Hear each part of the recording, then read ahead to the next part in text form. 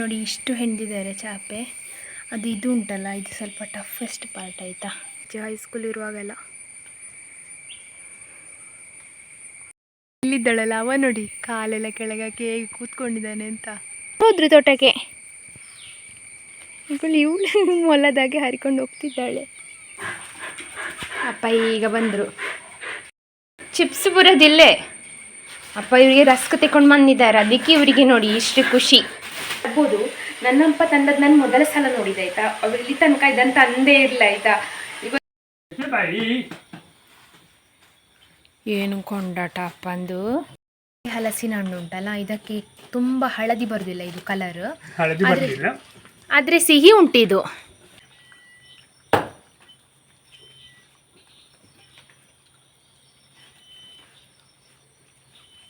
ಅವ ಇವತ್ತು ತೋಟಕ್ಕೆ ನಾನು ಹುಲ್ಲಿಗೆ ಹೋಗಲಿಲ್ಲಲ್ಲ, ಹಾಗೆ ಬರಲಿಲ್ಲ. ಮತ್ತು ಹುಷಾರಾಗಿದ್ದಾನೆ, ಹಾವು ಕಚ್ಚಿ.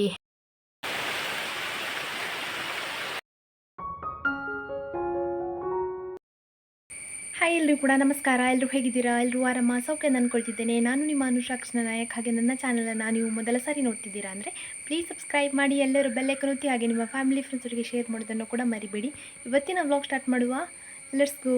ಹಾಗೆ ಕಮೆಂಟಲ್ಲಿ ಪಿನ್ ಮಾಡಿರುವಂತಹ ನನ್ನ ವಾಟ್ಸಪ್ ಚಾನಲನ್ನು ಜಾಯ್ನ್ ಆದರೆ ನಾನು ಎಷ್ಟೊತ್ತಿಗೆ ಯೂಟ್ಯೂಬಲ್ಲಿ ವ್ಲಾಗ್ಸನ್ನು ಅಪ್ಲೋಡ್ ಮಾಡ್ತೇನೆ, ಅದೇ ಟೈಮಿಗೆ ವಾಟ್ಸಪ್ ಚಾನಲಲ್ಲಿ ಕೂಡ ಹಾಕಿರ್ತೇನೆ. ನೀವು ವಾಟ್ಸಪ್ ಚಾನಲನ್ನು ಜಾಯ್ನ್ ಆದರೆ ಆ ಲಿಂಕನ್ನು ಕ್ಲಿಕ್ ಮಾಡಿ ನನ್ನ ವ್ಲಾಗ್ಸನ್ನು ನೋಡ್ಕೊಳ್ಬಹುದು.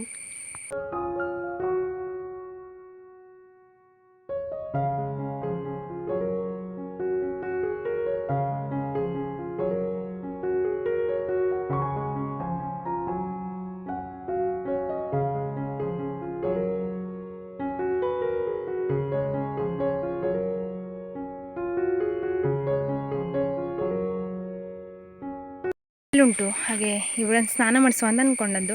ಸ್ವಲ್ಪ ನೀರು ಹಾಕುವಷ್ಟರಲ್ಲಿ ಕರೆಂಟ್ ಹೋಯಿತು. ಮತ್ತು ಅವರನ್ನು ಕರ್ಕೊಂಡು ಹೋಗಿ ಕಟ್ಟಿ ಹಾಕೋದೇ ಕಷ್ಟ ಆಯಿತು ಸ್ನಾನಕ್ಕೆ. ಕರೆಂಟ್ ಹೋಗುವಾಗ ಎಷ್ಟು ಬೇಜಾರಾಗ್ತದೆ ಗೊತ್ತುಂಟಾ. ಮತ್ತು ಈಗ ಹೊರಗೆ ಕರ್ಕೊಂಡು ಬಂದೆ. ಇಲ್ಲಿ ಸ್ವಲ್ಪ ಮೈಲಿ ಅಂತ ಇವಳನ್ನಂತೂ ನೋಡ್ಲಿಕ್ಕೆ ಆಗೋದಿಲ್ಲ. ಕರೆಂಟ್ ಹೋದರೆ ಎಷ್ಟೊತ್ತಿಗೆ ಬರ್ತದೆ ಅಂತ ಹೇಳಲಿಕ್ಕೆ ಆಗೋದಿಲ್ಲ. ಅದಕ್ಕೆ ಮಳೆ ಬಂದರೆ ಒದ್ದೆ ಆಗ್ಬೋದು. ಸ್ವಲ್ಪ ಮಳೆ ಬರುವ ಅಂದಾಜು ಇಲ್ಲ, ಮೋಡ ಉಂಟು.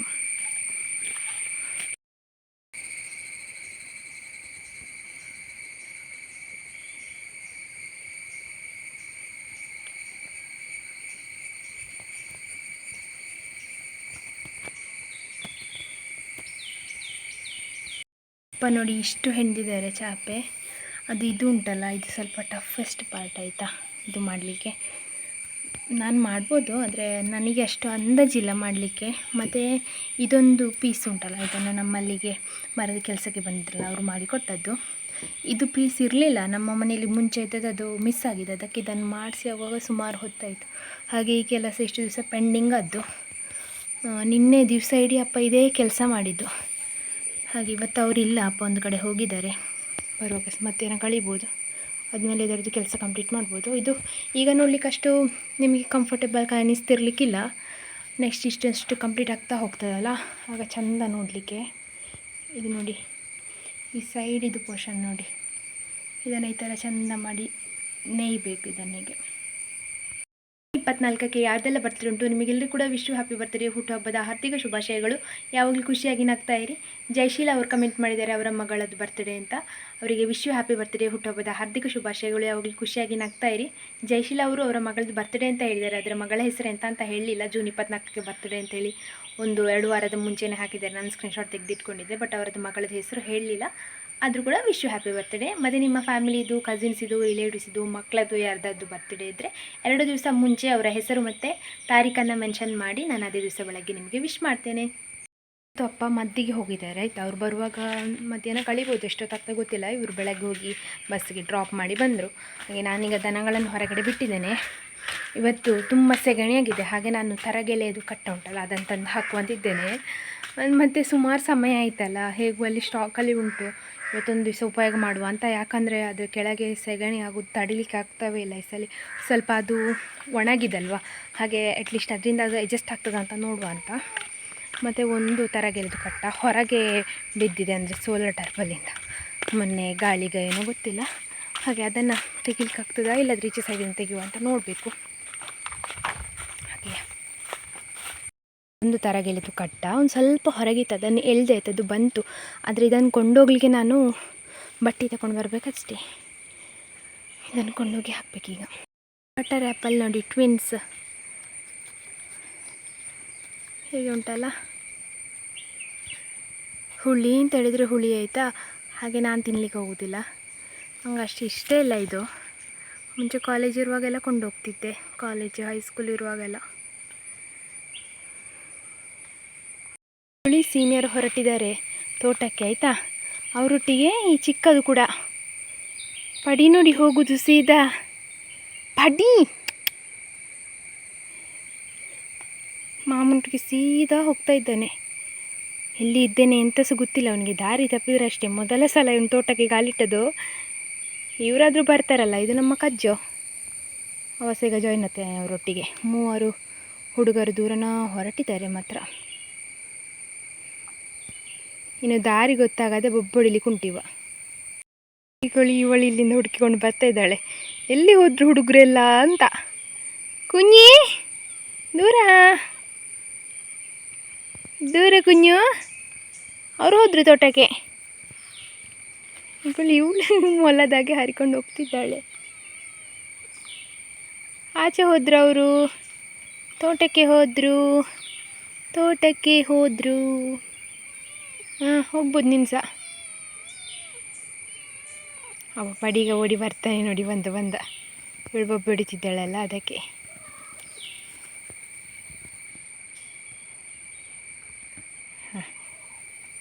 ಆಯಿತು, ಅವಳು ಸೇಮು ಮೊಲವೇ ಆಯಿತಾ. ಹತ್ತಿ ಆಯಿತು ಇವ ನೋಡಿ.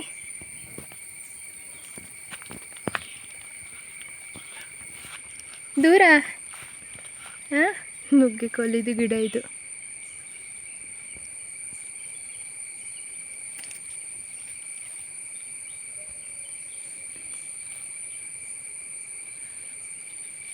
ಇಲ್ಲಿದ್ದಳಲ್ಲ ಅವ ನೋಡಿ, ಕಾಲೆಲ್ಲ ಕೆಳಗಾಕಿ ಹೇಗೆ ಕೂತ್ಕೊಂಡಿದ್ದಾನೆ ಅಂತ. ಸಿಕ್ಕೊಂಡದ ಅಂತ ಇವ ಉಳುಚು.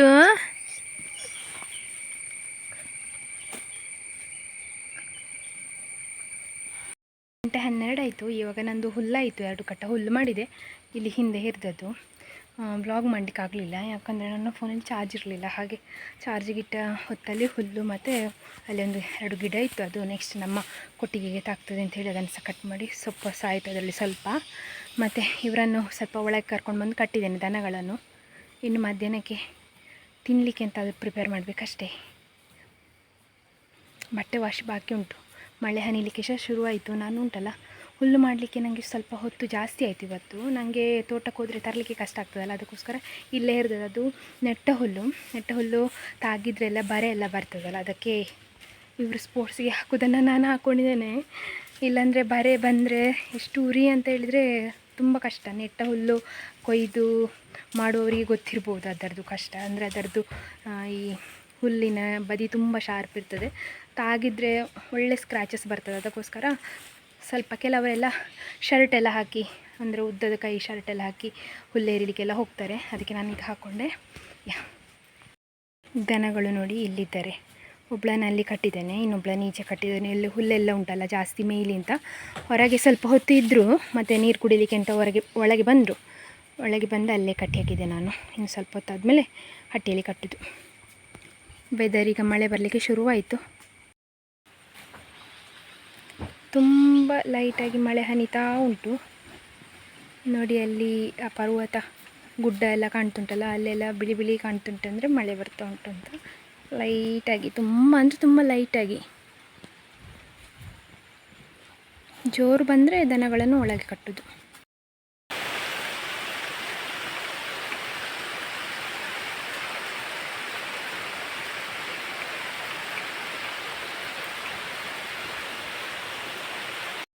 ಮಧ್ಯಾಹ್ನ ಊಟಕ್ಕೆ ಮಿಕ್ಸೆಡ್ ಪಲ್ಯ ಆಯಿತಾ, ಸ್ವಲ್ಪ ಮಾಡಿತ್ತು, ನನಗೆ ಮಾತ್ರ ಅಲ್ಲ ಇವತ್ತು ಮಧ್ಯಾಹ್ನ ಊಟ. ಹಾಗೆ ಹಬ್ಬ ಬರುವಾಗ ಸಂಜೆ ಆಗ್ಬೋದು ಏನೋ ಗೊತ್ತಿಲ್ಲ. ಮತ್ತು ಮೊಸರು,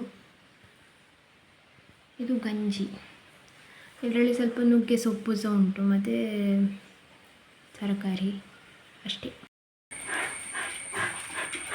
ಅಪ್ಪ ಈಗ ಬಂದರು. ತೆಂಕಿ ಕೂರ ನೋಡಿ, ಹಾ ಹಾ ಹಾ ಅಂತ ಮಾಡ್ತಾರೆ. ಈಗ ಅವತ್ತು ಚಾಯ್ ಆಯಿತು ಕುಡಿದು. ಚಿಪ್ಸ್ ಬರೋದಿಲ್ಲೇ ಅಪ್ಪ ಇವರಿಗೆ ರಸ್ಕ್ ತಗೊಂಡು ಬಂದಿದ್ದಾರೆ, ಅದಕ್ಕೆ ಇವರಿಗೆ ನೋಡಿ ಇಷ್ಟು ಖುಷಿ.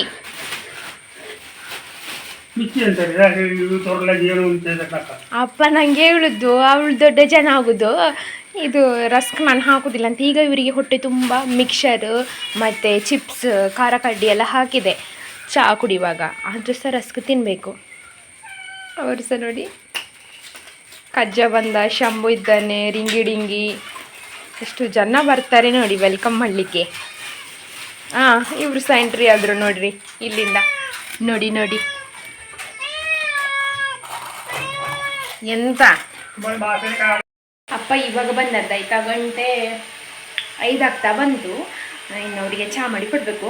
ಇವತ್ತು ಬರುವಾಗ ಅಪ್ಪ ಒಂದು ತಗೊಂಡು ಬಂದಿದ್ದಾರೆ, ನಿಮ್ಮಲ್ಲೆಲ್ಲ ಸಾಮಾನ್ಯವಾಗಿ ತರ್ಬೋದು. ನನ್ನಪ್ಪ ತಂದದ್ದು ನಾನು ಮೊದಲ ಸಲ ನೋಡಿದಾಯ್ತಾ, ಅವ್ರು ಇಲ್ಲಿ ತನಕ ಇದನ್ನು ತಂದೇ ಇರಲಿಲ್ಲ ಆಯಿತಾ. ಇವತ್ತು ಎಂಥ ಮನಸ್ಸು ಬಂದಿದೆ, ರೇಟ್ ಕಡಿಮೆ ಉಂಟು ಅಂತ ಹೇಳಿ ತಗೊಂಡು ಬಂದಿದ್ದಾರೆ. ಎಂತ ಅಂತ ತೋರಿಸ್ತೇನೆ ನಿಮಗೆ. ಆದರೆ ನಿಮಗೆ ಅದನ್ನು ನೋಡಿದ ಮೇಲೆ ಇದೆ ಅಂತ ಅನಿಸ್ಬೋದು, ಆದರೆ ನಮ್ಮ ಮನೆಯಲ್ಲಿ ಅದು ಆಗ್ತದೆ. ಅದಕ್ಕೋಸ್ಕರ ಮುಂಚೆಯಿಂದ ಕೂಡ ನಮ್ಮ ಮನೆಯಲ್ಲಿ ಇದನ್ನು ತರುವುದೇ ಇಲ್ಲ ಆಯಿತಾ. ಅಪ್ಪ ತಂದದ್ದನ್ನು ನಾನು ಮೊದಲ ಸಲ ನೋಡಿದ್ದು, ಬಹುಶಃ ನನ್ನ ಅಕ್ಕನವ್ರಿಗೆ ನೋಡಿದರೆ ಸಹ ಆಶ್ಚರ್ಯ ಆಗ್ಬೋದು, ಅಪ್ಪ ತಿಕ್ಕೊಂಡು ಬಂದಿದ್ದಾರೆ ಇದನ್ನು ಅಂತ. ಇದೆಲ್ಲ ಕಾಮನ್, ಯಾಕೆ ತರಬೇಕು ಅಂತ ಮುಂಚೆ ಹೇಳ್ತಿದ್ರು ಆಯ್ತಾ. ಅಪ್ಪ ಪೇಟೆಯಲ್ಲೆಲ್ಲ ನೋಡಿದ್ರೆ ಅಪ್ಪ ತಗೊಳ್ಳುವ ಅಂತ ಹೇಳಿದರೆ ಅದೆಲ್ಲ ಆಗ್ತದಲ್ಲ ನಮ್ಮ ಮನೇಲಿ, ಅದನ್ನೆಲ್ಲ ಮನೇಲಿ ಇರೋದನ್ನು ತಿಂದು ಮುಗಿಸಿ ಅದೆಲ್ಲ ಇಲ್ಲಿಂದ ತಗೊಳ್ಳೋದು ಬೇಡ ಅಂತ ಮುಂಚೆ ಜೋರು ಮಾಡ್ತಿದ್ದ ಅಪ್ಪ. ಈಗ ಇದನ್ನು ತಗೊಂಡು ಬಂದಿದ್ದಾರೆ, ತೋರಿಸ್ತೇನೆ. ನನಗೆ ನಗು ಬಂತು ನೋಡಿ, ಅಪ್ಪ ಇದನ್ನು ತಗೊಂಡು ಬಂದಿದ್ದಾರಲ್ಲ ಅಂತೇಳಿ ತೋರಿಸ್ತೇನೆ. ಹೀಕೊಳ್ಳಿ, ಮಾವಿನ ಹಣ್ಣು ತಗೊಂಡು ಬಂದಾಯ್ತಾ. ನಿಮಗೀಗ ಅನಿಸ್ಬೋದು ಎಲ್ಲರ ಮನೇಲಿ ತರ್ತಾರೆ ಅಂತ, ಆದರೆ ನನ್ನ ಅಪ್ಪ ಉಂಟಲ್ಲ, ನಮ್ಮ ಮನೆಯಲ್ಲಿ ಮಾವಿನ ಹಣ್ಣು ಆಗೋದ್ರಿಂದ 3-4 ಬಗೆದು ಆಗೋದ್ರಿಂದ ಮಾವಿನ ಹಣ್ಣು ಇಲ್ಲಿ ತನಕ ತಗೊಂಡು ಬಂದದಂತಲೇ ಇಲ್ಲ ಆಯಿತಾ. ಫಸ್ಟ್ ಟೈಮ್ ತಗೊಂಡು ಬಂದದ್ದು ನನಗೆ ನೆನಪಿರುವ ಹಾಗೆ. ಬಹುಶಃ ಅಕ್ಕನವರು ಇರುವಾಗ ತಂದಿದ್ದಾರೆ ಎಲ್ಲ ಗೊತ್ತಿಲ್ಲ. ಮುಂಚೆಲ್ಲ ನಾನು ಸಂತೆಗೆ ಹೋದಾಗಪ್ಪ ಮಾವಿನ ಹಣ್ಣು ತಗೊಳ್ಳುವ ಅಂತ ಹೇಳಿದರೆ ಸಹ ನಮ್ಮ ಮನೇಲಿ ಆಗ್ತದಲ್ಲ, ಯಾಕೆ ತಗೊಳ್ಬೇಕು, ಮನೇಲಿರೋದನ್ನು ಫಸ್ಟ್ ತಿಂದು ಮುಗಿಸಿ ಅಂತ ಹೇಳ್ತಿದ್ರು. ಇವಾಗ ಇದಕ್ಕೆ 2.5 kg 100 ರೂಪಾಯಿ ಅಂತೆ. ಹಾಗೆ ಪೇಟೆಯಿಂದ ಬರುವಾಗ ತಗೊಂಡು ಬಂದಿದ್ದಾರೆ. ಹಾಗೆ ನನಗೆ ಆಶ್ಚರ್ಯ ಆಯಿತು, ರೇಟ್ ಕಡಿಮೆ ಉಂಟು ಅಂತ ಹೇಳಿ ತಂದಿದ್ದಾರೆ. ಇಲ್ಲಾಂದರೆ ನನ್ನಪ್ಪ ತರೋದಿಲ್ಲ ಆಯಿತಾ.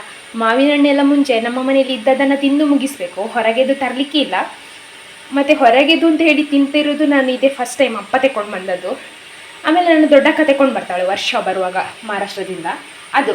ಮತ್ತು ಹೊರಗೆದು ಅಂತ ನಾವು ತಗೊಂಡದ್ದು ಅಂತಲೇ ಇಲ್ಲ. ನೀವೆಲ್ಲ ತಗೊಳ್ಬೋದು, ಆದರೆ ನಮ್ಮ ಮನೆಯಲ್ಲಿ ಆಗೋದ್ರಿಂದ ಉಂಟಲ್ಲ, ನನ್ನ ಅಪ್ಪ ತಗೊಂಡೇ ಬರ್ತಿರಲಿಲ್ಲ. ಹಾಗೆ ನಮಗೆ ತಗೊಂಡು ಬರಲಿಕ್ಕೂ ಇರಲಿಲ್ಲ ಮುಂಚೆ ಪರ್ಮಿಷನ್. ಈಗ ನಾವು ದುಡಿತೇವೆ ಅಂತ ಹೇಳಿದ್ರಿಂದ ನಮ್ಮ ಹಣದಿಂದ ತಗೊಂಡು ಬರಲಿಕ್ಕೆ ಆಗ್ತದೆ. ಇಲ್ಲಾಂದರೆ ಮುಂಚೆ ಎಲ್ಲ ನಮಗೆ ತಗೊಂಡು ಬರಲಿಕ್ಕೆ ಸಹ ಅಂತ ಹೇಳಿ ಪರ್ಮಿಷನ್ ಸಹ ಇರಲಿಲ್ಲ. ಇದು ನಮ್ಮ ಅಪ್ಪ ತಗೊಂಡು ಬಂದ ಮಾವಿನ ಹಣ್ಣಿನ ಕತೆ ನೋಡಿ.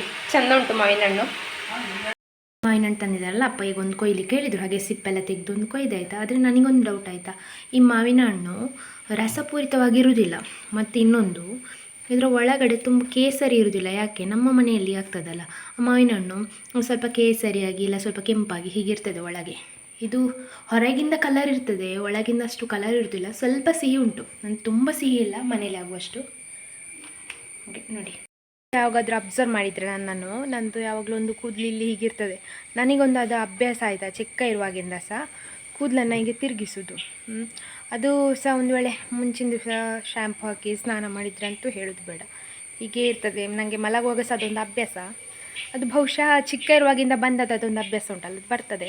ನಾನೇನಾದರೂ ಥಿಂಕ್ ಮಾಡುವಾಗ ಅಥವಾ ಏನಾದರೂ ಯೋಚನೆ ಮಾಡುವಾಗ ಎಲ್ಲ ಇದು ಹೀಗೆ ತಿರುಗ್ತಾ ಇರ್ತದೆ. ಒಮ್ಮೊಮ್ಮೆ ಹೀಗೆ ತಿರುಗ್ತಾ ಹೋಗ್ತೇನಲ್ಲ, ಅದು ದಾರಂದೆಲ್ಲ ಸಿಕ್ಕಿ ಮೊಣ ಕೈಗೆ ನೋವಾಗೋದು ಸಹ ಉಂಟು. ನನ್ನ ಥರ ನೀವು ಯಾರಾದರೂ ಇದ್ದೀರಾ ಅಂತ ಹೇಳಿ. ಹಾಗೆ ಅದೊಂದು ಮೆಮೊರಿ ನಿಮಗೆ ಹೇಳುವ ಅಂತ. ಮತ್ತೆಂತ ಅಂತ ಹೇಳಿದರೆ, ಈಗ ಅಪ್ಪ ಬಂದರು. ಈಗ ಒಳ್ಳೆ ಬಿಸಿಲುಂಟು ನಮಗೆ. ಮಧ್ಯಾಹ್ನ ಒಂದು 2 ಗಂಟೆಗೆ ಹೋಗೋ ಎಷ್ಟು ಕತ್ತಲೆ ಆಗಿ ಮಳೆ ಬಂತು ಅಂತ ಹೇಳಿದರೆ ಆಗ ಎನಿಸಿದೆ ನಾನು, ಇನ್ನು ನಮಗೆ ಮಳೆಗಾಲ ಇನ್ನು ಮಳೆ ಬರಲಿಕ್ಕೆ ಶುರು ಆಗ್ತದೆ, ಮಧ್ಯಾಹ್ನ ಮೇಲಿಂದ ಪೂರ್ತಿ ಮಳೆ ಇರ್ಬೋದು ಅಂತ. ಈಗ ಬೇಸಿಗೆಗಿಂತ ಸಹ ಒಳ್ಳೆ ಬಿಸಿಲುಂಟು.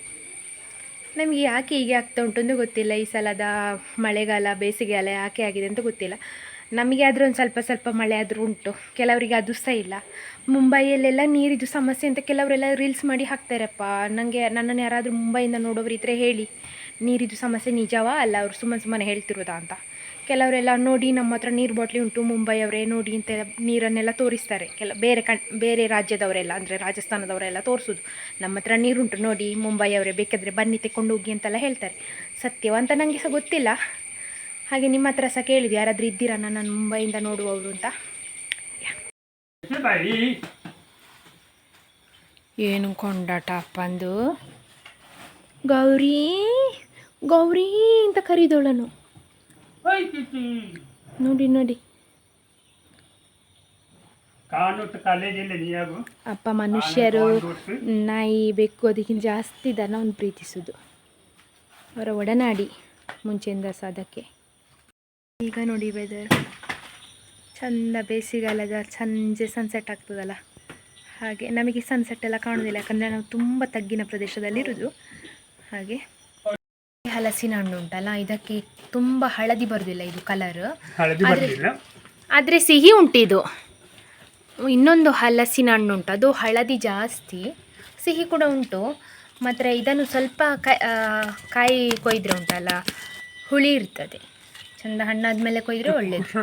ಇದರ ದೋಸೆ ಕೂಡ ಉಂಟಲ್ಲ ಹಳದಿ ಕಲರ್ ಬರುವುದಿಲ್ಲ ಅಂತ ಅಪ್ಪ ನಿನ್ನೆ ಕೇಳ್ತಾ ಇದ್ರು, ಇದರದ್ದು ದೋಸೆ ಮಾಡಿದ್ದೆ, ಎಂಥರದ್ದು ದೋಸೆ ಅಂತ ಕೇಳ್ತಾರೆ. ಅವರಿಗೆ ಸಹ ಗೊತ್ತಿಲ್ಲ ಹಲಸಿನ ಹಣ್ಣಿನ ದೋಸೆ ಅಂತ. ಕಾಯಿ ಹಲಸಿನ ಸೊಳೆದು ದೋಸೆ ಮಾಡಿದ್ರೆ ಹೇಗಾಗ್ತದೆ ಹಾಗೆ ಇತ್ತು ಕಲರು. ತೆಂಕಿ ನೋಡಿ ಬಂದ.